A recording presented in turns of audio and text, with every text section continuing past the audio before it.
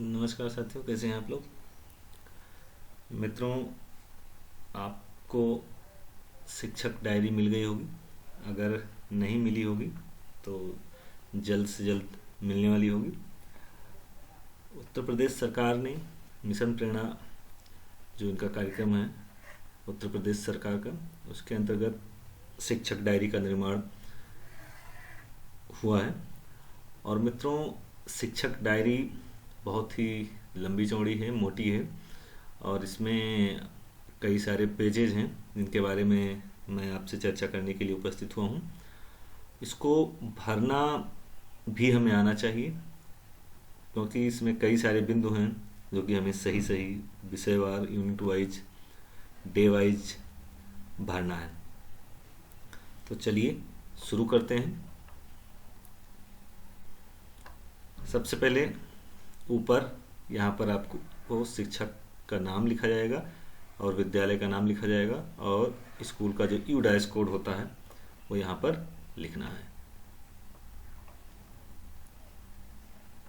आगे जब बढ़ेंगे तो आपको यहाँ पर सबसे पहले कुछ फोटोग्राफ्स मिलेंगे, स्लोगन लिखे हुए हैं। फिर यहाँ पर टीचर की फ़ोटो लगेगी और टीचर को अपना नाम लिखना होगा, और साथ ही साथ पदनाम, सहायक अध्यापक या प्रधान अध्यापक।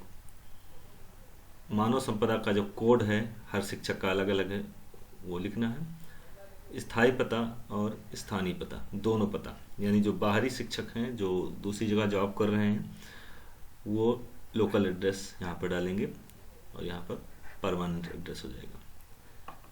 उसके बाद में यहाँ पर मोबाइल नंबर और यहाँ पर ईमेल आईडी अपनी डालनी होगी। और यहाँ पर शिक्षा का विवरण, दो चीज़ें यहाँ पर, उच्चतम शिक्षा और व्यावसायिक शिक्षा, यानी आपने बीएड किया है, डीएलएड किया है, बीएलएड किया हुआ है, आपने ग्रेजुएशन किया है, पीजी किया है, कुल कार्यानुभव वर्षों व महीनों में, यानी कि आप कितने वर्षों से कार्यरत हैं उसका मेंशन, उसको आप यहाँ पर मेंशन करेंगे। वर्तमान विद्यालय में पदस्थापन की स्थिति, यानी जो जिस विद्यालय में आप इस समय पढ़ा रहे हैं उस विद्यालय में किस डेट से आप। फिर हो गया विद्यालय का नाम, फिर विकासखंड या शिक्षा क्षेत्र, और आपके जिले का नाम यहाँ पर रहेगा। ब्लड ग्रुप भी यहाँ पर आपको लिखना है। स्वास्थ्य संबंधी कोई विशेष बात, अगर कोई प्रॉब्लम है तो आप यहाँ पर ज़रूर मेंशन करें, ये आपके स्वास्थ्य के लिए बहुत अच्छी पहल है, यानी जो साथी शिक्षक हैं वो भी जान पाएंगे। आकस्मिक स्थिति में संपर्क हेतु कोई अन्य दूरभाष यानी इमरजेंसी मोबाइल नंबर आप अपने घर का, परिवार का, फैमिली का यहाँ लिख सकते हैं, जिससे किसी समस्या में आपको फ़ोन किया जा सके। और आपकी रुचि और हॉबी जो है उसको आपको लिखना है। आगे बढ़ेंगे, यहाँ पर शिक्षकों से अपील की गई है, उनको बताया गया है कि आपके लिए 3 हैंडबुक, हस्त पुस्तिकाएँ तैयार की गई हैं। आधारशिला, ध्यानाकर्षण और शिक्षण संग्रह, इनको आपको ध्यान से पढ़ना है, और जो शिक्षण है उसको आपको रुचिपूर्ण बनाना है। इसीलिए यह टीचर डायरी आपको उपलब्ध कराई गई है। और यहाँ पर जो योजनाबद्ध तरीके से पढ़ाना है उसको बताया गया है। सबसे पहले जब पहुँचेंगे तो यहाँ पर कक्षा 1 जो गणित विषय है उसकी प्रेरणा तालिका आपको यहाँ पर मिलेगी। और यहाँ पर ये मौखिक शब्दावली की बात कही गई है। फिर यहाँ पर दक्षताएं दी गई हैं कि बच्चे को दूर पास, छोटा लंबा, पहले बाद, आज ये सारी चीज़ें आनी चाहिए। 1 से 99 तक की संख्या आनी चाहिए, 1 से 99 संख्या को गिन सके, उनका यूज कर सके, और फिर पैटर्न आना चाहिए, फिर संख्याओं की पूर्ति कर लेता हो। मध्य जो रिक्त स्थानों की पूर्ति होती है, 1 से 50 तक की संख्या में इकाई रहाई, बच्चों के वस्तुओं का उपयोग 1 से 9 तक की संख्याओं को, ये सारी चीज़ें इसमें दी गई है। फिर प्रेरणा तालिका आपको मिलेगा कक्षा 3 की गणित का, और यहाँ पर दक्षताएं दी गई हैं। यहाँ पर संख्याओं की समझ एवं गणितीय कार्य दिया गया है। और फिर जब आप आगे बढ़ेंगे तो प्रेरणा लक्ष्य दिया गया है। भाषा का कक्षा 1 से लेकर के 5 तक, जो कि आपको सभी लोगों को याद होगा और याद है, याद होना भी चाहिए। फिर गणित का कक्षा 1 से लेकर के कक्षा 5 तक, ये प्रदेश के सभी शिक्षकों को आना अनिवार्य है। फिर बालिका शिक्षा को बढ़ावा देती हुई कुछ तस्वीरें यहाँ पर दी गई हैं। और फिर शिक्षण योजना एक दृष्टि में यहाँ पर दी गई हैं। सबसे पहले हम बात कर रहे हैं यहाँ पर माह की, तो आप यहाँ पर माह लिखेंगे। फिर सप्ताह की संख्या आप लिखेंगे। और सप्ताह की संख्या कैसे लिखेंगे, आने वाले अभी आगे पेज में इसकी डिटेल आपको दी गई है।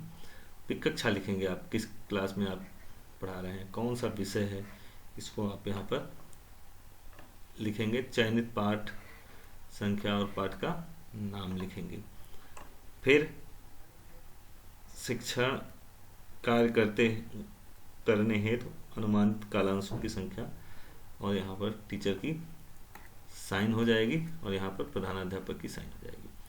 प्रधानाध्यापक से भी साइन करवाना होगा टीचर को, और टीचर को अपनी भी साइन करनी है। आगे बढ़ते हैं।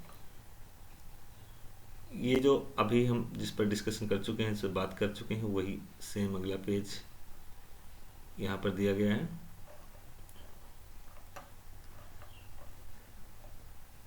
विषय, सप्ताह संख्या, माह, चयनित पाठ संख्या, ये सारी चीज़ें आपको भरना है। प्रधानाध्यापक से साइन करवाते रहना है आपको। और इसमें कहीं ना कहीं इसको अगर आप भरेंगे नहीं तो समस्या हो सकती है। इसलिए इसमें कक्षा, सप्ताह की संख्या, माह और जो हमारी साइन है वो होनी चाहिए, और प्रधानाध्यापक की साइन भी होनी चाहिए। कौन सा पाठ आप पढ़ा रहे हैं और कौन सी यूनिट है, कौन सा टॉपिक है जिसको आप पढ़ा रहे हैं, इसको भी आपको भरना होगा। फिर आगे आपको मिल रहा है, सोचिए कितना अच्छा होता ही हो यदि आप शिक्षण योजना के साथ सीखने सिखाने का कार्य करें। पूरे विद्यालय का माहौल सीखने सिखाने के अनुकूल हो, सभी को कार्य करने की संतुष्टि हो, बच्चे बेहतर अधिगम स्तर पर हों, सीखने सिखाने का रुचिपूर्ण व आनंददायक वातावरण हो। बात सही है। अब ये जो टीचर डायरी बनाई गई है, इसका जो उद्देश्य है, इस पर यहाँ पर चर्चा की गई है। इसका क्या उद्देश्य बताया गया है। योजना बनाने में टीचर डायरी का प्रयोग शिक्षक अपनी शिक्षण योजना बनाने के लिए करेंगे।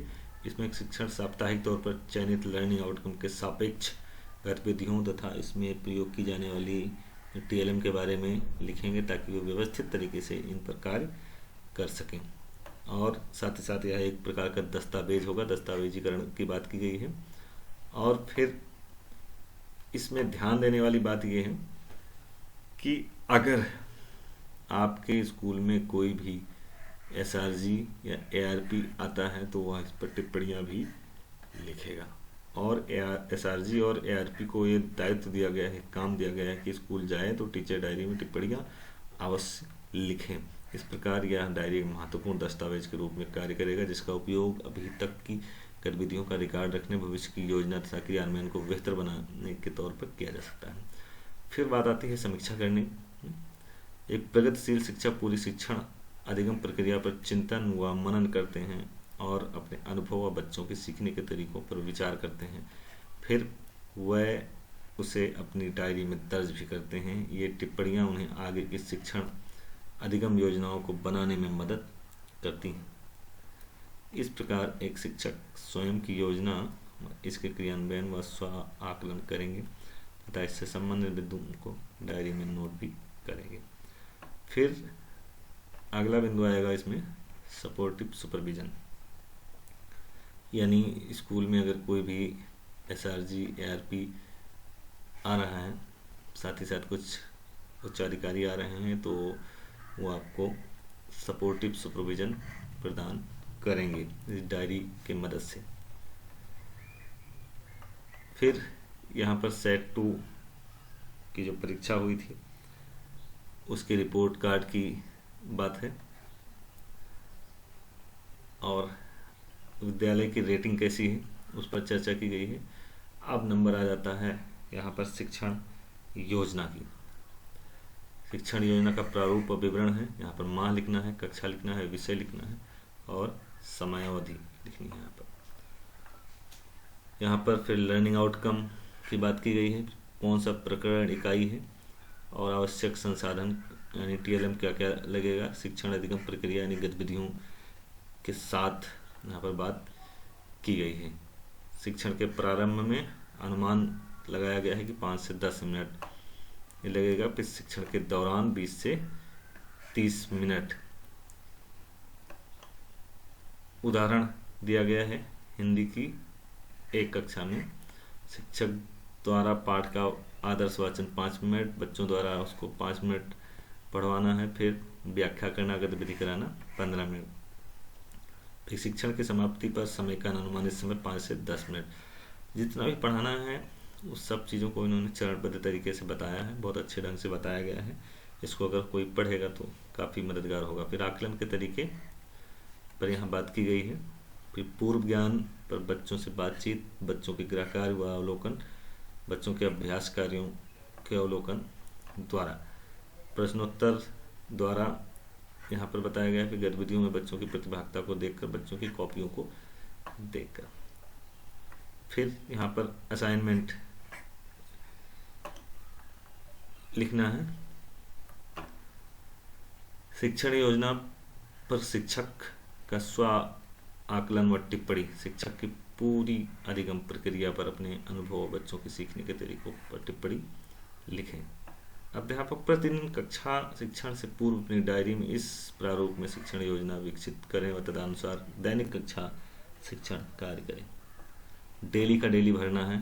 सभी लोग इस बात को जाने रहें, सभी लोग ध्यान दें। यहाँ पर एक वॉल दिखाई गई है और एक टीचर हैं जो पढ़ा रही हैं।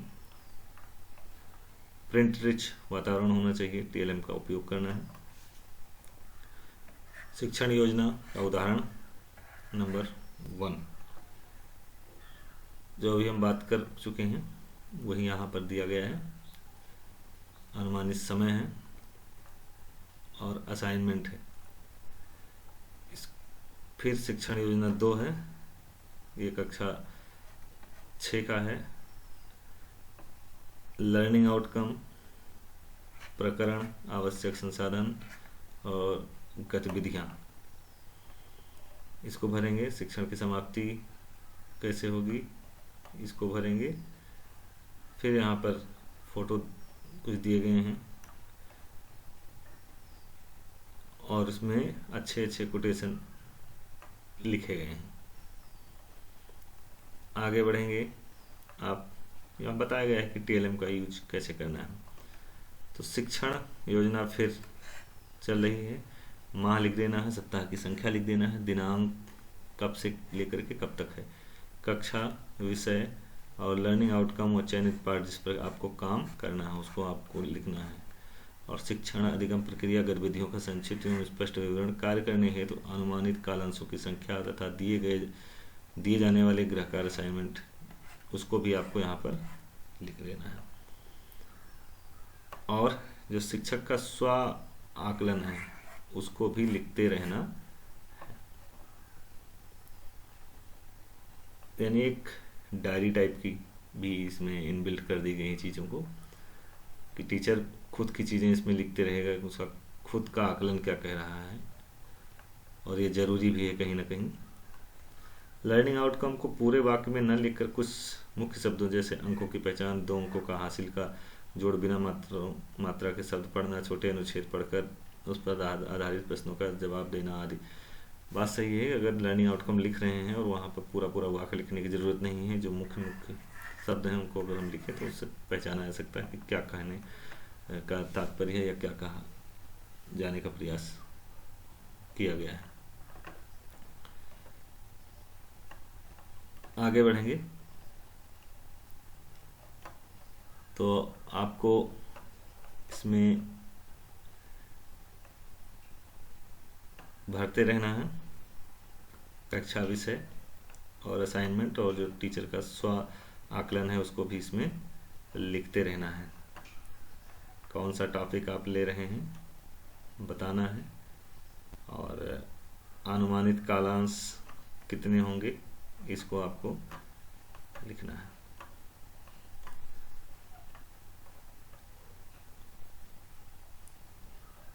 यह डायरी कहीं ना कहीं आपको बांध रही है। अगर आप पढ़ा रहे हैं लेकिन उसको प्रमाण नहीं दे पा रहे हैं, दस्तावेज के तौर पर दिखा नहीं पा रहे हैं कि आपने क्या पढ़ाया है, ये लाभकारी भी है। अगर एक एंगल से देखा जाए तो ये आपके लिए लाभकारी भी है। पढ़ाते समय उसका कोई रिकॉर्ड नहीं रहता है, इसलिए आप पढ़ाइए और साथ ही साथ इसको एक रिकॉर्ड के रूप में स्कूल में रखिए, क्योंकि प्रधानाध्यापक की साइन भी होगी। स्कूल में प्रधानाध्यापक ही उपस्थित रहता है सहायक शिक्षकों के साथ, तो वह साइन करेगा तो एक महत्वपूर्ण दस्तावेज बन करके तैयार होगा कि आपने इसको किस दिन कौन सा कालांश आपने लिया, कौन सा विषय आपने पढ़ाया। इसको सारी चीज़ें आप यहाँ भरते रहेंगे और यह बहुत ही आवश्यक है, और यह कहीं ना कहीं हर टीचर को जानना चाहिए। ये सारे पेजेज लर्निंग आउटकम, कालांश, विषय और कक्षा पर आधारित हैं। ये जो पेज मैं बढ़ा रहा हूँ, स्किप कर रहा हूँ, ये सारे पेज एक जैसे हैं, इसीलिए इनको मैं बढ़ा रहा हूँ।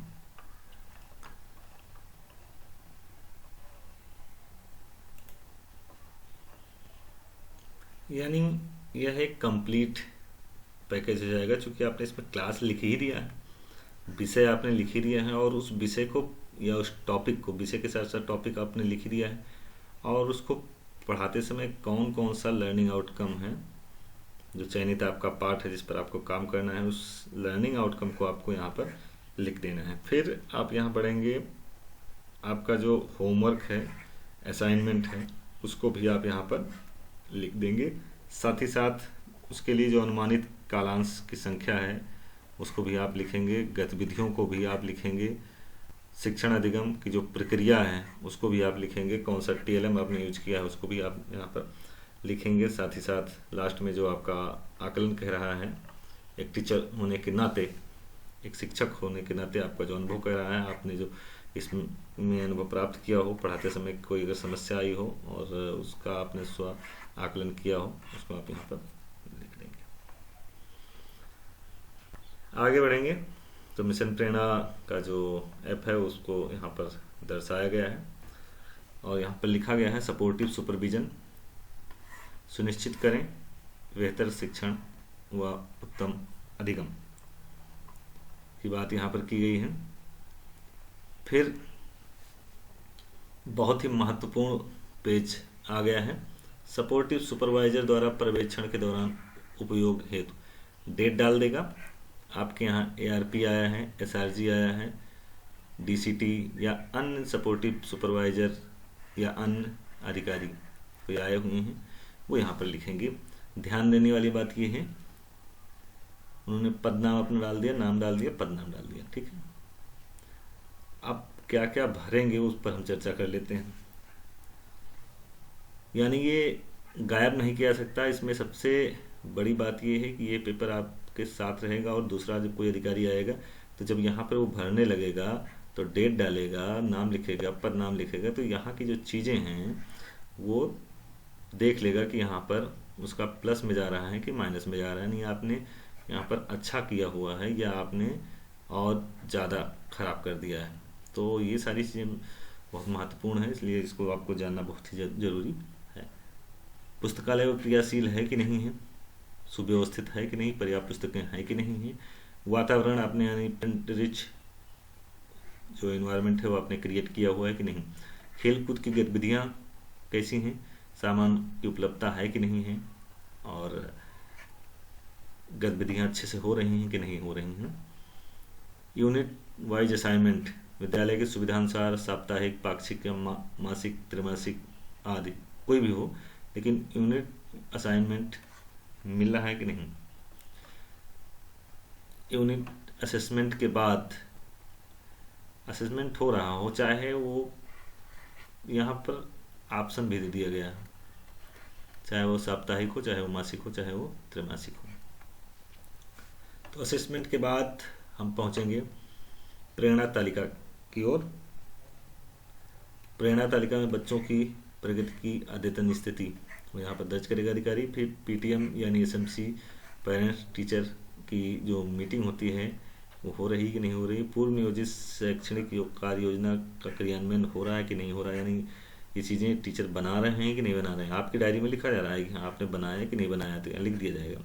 प्राथमिक स्तर पर हिंदी व गणित की संदर्शिकाओं के प्रयोग की स्थिति, संदर्शिकाओं पर भी मैं वीडियो बना चुका हूँ, और वीडियो भी आप ज़रूर देख लीजिए, देखना बहुत ही ज़्यादा ज़रूरी है। संदर्शिकाएँ सरकार ने बनवाई हैं हर विषय को पढ़ाने के लिए, तो यहाँ पर हिंदी और गणित की बात की गई है। संदर्शिकाओं को भी जान लीजिए, आप पढ़ लीजिए, उनका प्रयोग हो रहा है कि नहीं हो रहा है, आपके प्रयास से अभी तक की क्या विशेष उपलब्धि रही है, यानी आपने जो पढ़ाया है उससे बच्चों को क्या जानकारी हासिल हुई है, इसको यहाँ पर लिख दिया जाएगा। ठीक है, ये सेम पैटर्न यहाँ पर दिया गया है, और इसको जो भी आएगा अधिकारीगण, एसआरजी, आरपी, ये सारे लोग इसमें सपोर्टिव सुपरविजन यानी हेल्प, मदद, शैक्षणिक सपोर्ट जो कहेंगे हम, उसको देने के लिए यहाँ पर वो भरेंगे।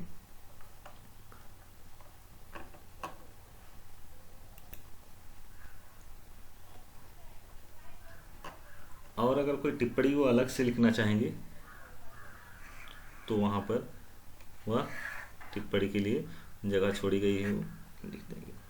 लेकिन ध्यान देने वाली बात यह है शिक्षकों कि ये बहुत ही महत्वपूर्ण एक डॉक्यूमेंट बन रहा है, इस पर आपको काम करने की आवश्यकता है। और फिर जब आगे बढ़ेंगे, कुछ अच्छी अच्छी फोटोग्राफ्स डिपार्टमेंट के स्कूलों की दी गई हैं। फिर यहाँ पर क्या करें, जो शिक्षक लोग हैं, शिक्षक भाई हैं, वो क्या करें और क्या ना करें। ठीक है, क्या करना चाहिए। आगामी शिक्षण दिवस की तैयारी है। दीक्षा प्लेटफॉर्म पर जो स्टूडेंट फेसिंग वीडियो का अवलोकन करना है। शिक्षण संग्राम मॉड्यूल के निर्देश प्रातःकालीन प्रार्थना सभा में बताना है। कालांश परिवर्तन की घंटी लगाई जानी चाहिए, डेली प्रार्थना होनी चाहिए। उनको बच्चों को के अंदर संस्कार आए, इसके लिए हमें लिंग भेद, जाति प्रथा, धूमपान, मद्यपान, दहेज प्रथा जैसे सामाजिक कुरीतियाँ, उनकी बुराइयाँ जो उन पर चर्चा करनी चाहिए, अच्छी अच्छी जानकारी दी जानी चाहिए, जिससे बच्चों में देशभक्ति की भावना आए, उनके अंदर अच्छे संस्कार और शिष्टाचार आए हुए सब बने। ये हमें करना है, और ये बहुत ही अच्छी बात है, करना भी चाहिए। मुझे लगता है कि सारे शिक्षक करते भी होंगे। और योग बच्चों को कराया जाए, एक्सरसाइज कराई जाए। विद्यालय 15 मिनट पहले हमें उपस्थित होना है, और 30 मिनट बाद में रह करके जो हमारी पंजिकाएँ हैं, जो रजिस्टर हैं, उनको अद्यतन करना है। और आगामी दिवस की कक्षा शिक्षण की रूपरेखा भी हम निर्मित करेंगे। यदि कोई बच्चा नियमित रूप से विद्यालय नहीं आ रहा है तो इस संबंध में अभिभावक से संपर्क सुनिश्चित करने हेतु सुचारू व्यवस्था अर्ली वार्निंग सिस्टम बनाएंगे। जो साप्ताहिक कैलेंडर है उसका 100% अनुपालन सुनिश्चित किया जाए। यदि शैक्षिक पंचांग में निर्धारित समय सारणी का अनुपालन नहीं सुनिश्चित किया जा सका है, उक्त की प्रतिपूर्ति हेतु तो अतिरिक्त कालांश की व्यवस्था की जाए। यानी यहाँ पर एक्स्ट्रा क्लासेस की भी बात की गई है। शिक्षकों के मध्य कार्यों कक्षा कक्ष विभाजन प्रधानाध्यापक द्वारा सुनिश्चित किया जाएगा। यहाँ पर यह बात कही गई है।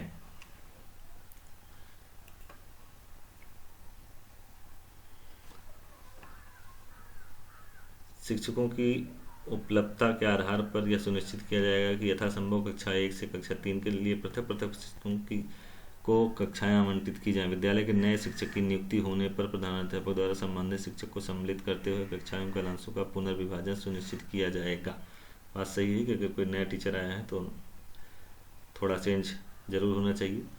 मॉडल पेपर के अनुसार बच्चों के बेसलाइन सर्वे की जाएगी। ध्यानाकर्षण मॉड्यूल में वर्णित 18 तकनीकों के आधार पर रेमेडियल टीचिंग संचालित की जाए। और कक्षा शिक्षण में 3 जो हमारी बहुत ही महत्वपूर्ण तीनों हैंडबुक हैं उनमें वर्णित जो तकनीक हैं उनका प्रयोग किया जाए। प्रत्येक 2 सप्ताह में बच्चों का यूनिट असेसमेंट टेस्ट के माध्यम से मूल्यांकन किया जाए। कक्षाओं की अवधारणा बदलने के लिए अध्यापन कार्य में प्रिंट रिच सामग्री, पोस्टर, चार्ट एवं गणितीय अवधारणा हेतु टीचिंग लर्निंग मटेरियल किट प्रयोग में लाई जाए, बिल्कुल लाई जानी चाहिए। और बहुत सारे शिक्षक टीएलएम का यूज भी करते हैं। मौखिक भाषा विकास एवं गतिविधि आधारित शैक्षणिक प्रणाली हेतु उपलब्ध कराए गए लेसन प्लान का कक्षा शिक्षण में प्रयोग सुनिश्चित किया जाए। बच्चों को आपस में चर्चा पर चर्चा, अपने अनुभवों एवं कठिनाइयों को साझा करने के अधिक से अधिक अवसर प्रदान किए जाएं। बच्चों की साहित्यिक व सांस्कृतिक सृजन क्षमताओं के विकास हेतु विद्यालय में प्रत्येक माह विविध गतिविधियों यथा वाद विवाद प्रतियोगिता, कविता पाठ, भाषण, निबंध लेखन, कहानी लेखन, अंत्याक्षरी, समूह गान, देश गान, मूक अभिनय, समसामयिक विषयों पर चर्चा आदि का आयोजन कराया जाए। इसी प्रकार बच्चों के poster, chart, model, rangoli, greeting card, मिट्टी के खिलौने, वॉल हैंगिंग, कागज के लिफाफे, अनुपयोगी वस्तुओं की सजावटी और सामान आदि का निर्माण भी कराया जाए। बिल्कुल शिक्षक लोग इसका प्रयोग अवश्य करेंगे। प्रत्येक विद्यालय में व्यवस्थित पुस्तकालय विकसित किया जाए।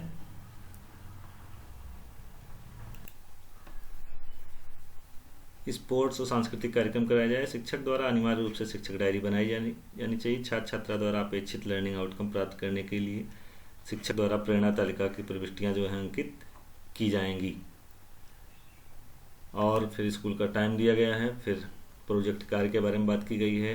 उनको जो उनके संवैधानिक दायित्व हैं, कर्तव्य हैं, उनके बारे में बताया गया है। बच्चों को समाचार पत्र पत्रिकाओं उनको पढ़ाया जाए और स्वतंत्रता सम्मान की रक्षा हो और भयमुक्त वातावरण स्कूल में हो, एसएमसी की मीटिंग हो और आपस में चर्चा हो। इन सारी बातें यहाँ पर की गई हैं। कुछ चीज़ें यहाँ पर बताई गई हैं कि कौन सी चीज़ें नहीं करनी हैं, उनको यहाँ पर बताया गया है। उसके आगे जब हम बढ़ेंगे तो यहाँ पर आ जाएगा क्या ना करें। ठीक है,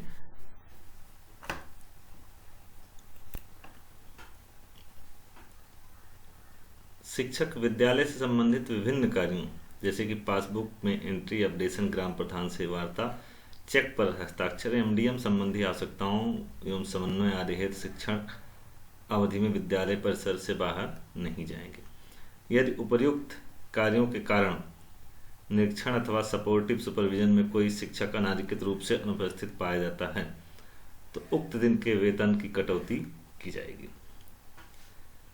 शिक्षण अवधि में अवकाश स्वीकृत कराने एवं अन्य अधिष्ठान संबंधी समस्याओं के लिए विकास खंड या जनपद स्तरीय कार्यालय में जाना प्रतिबंधित होगा।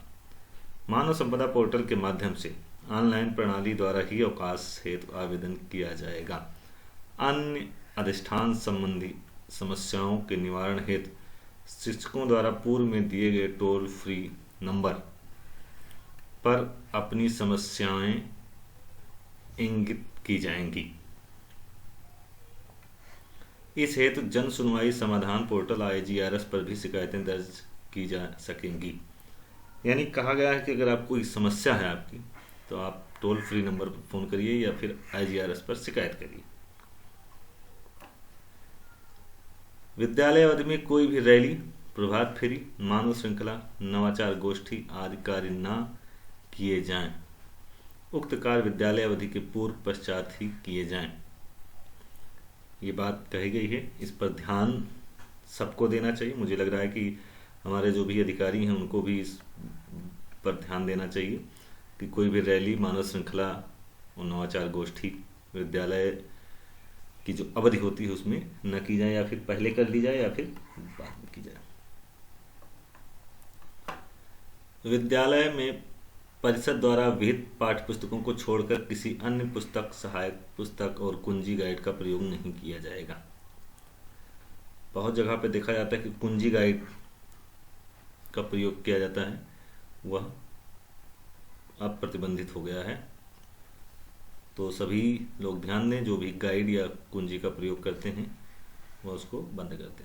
शिक्षकों और शिक्षक संगठनों द्वारा आयोजित किसी गतिविधि में विद्यालय अवधि में प्रतिभाग नहीं किया जाएगा। परिहार परिस्थितियों में सक्षम स्तर से स्वीकृति के उपरांत ही प्रतिभागिता की जाएगी। यानी यहाँ पर बताया गया है कि अपरिहार्य परिस्थितियों में सक्षम स्तर से, यानी अधिकारी लोग जो हैं उसके लिए वह स्वीकृति प्रदान करेंगे, तब प्रतिभागिता की जा सकती है। आगे जब आप पढ़ेंगे तो इसमें कुछ फोटोग्राफ्स दी गई हैं। चलो कुछ पल साथ बैठकर बच्चों की प्रगति विचारें। आगे बढ़ें। इसका बैक पेज। तो मित्रों, आप सभी लोगों ने देखा कि इसमें बहुत सारी चीज़ें बताई गई हैं, क्या हमको करना है, क्या हमको नहीं करना है, कैसे इस डायरी को भरना है। और ये बहुत ही महत्वपूर्ण दस्तावेज बन करके सामने आ रहा है, इसलिए इसको भरना आप सभी लोग जान लीजिए, सीख लीजिए, नहीं तो प्रॉब्लम होने वाली है। आशा है आप सभी लोगों ने इस वीडियो से सीखा होगा, जाना होगा। मित्रों, इसमें पेज 232 थे, कई सारे पेज समान थे, इसलिए कुछ पेज को स्किप करके हमने ये वीडियो बनाई है। आशा है आप सभी लोगों ने इससे कुछ सीखा होगा। बहुत बहुत धन्यवाद।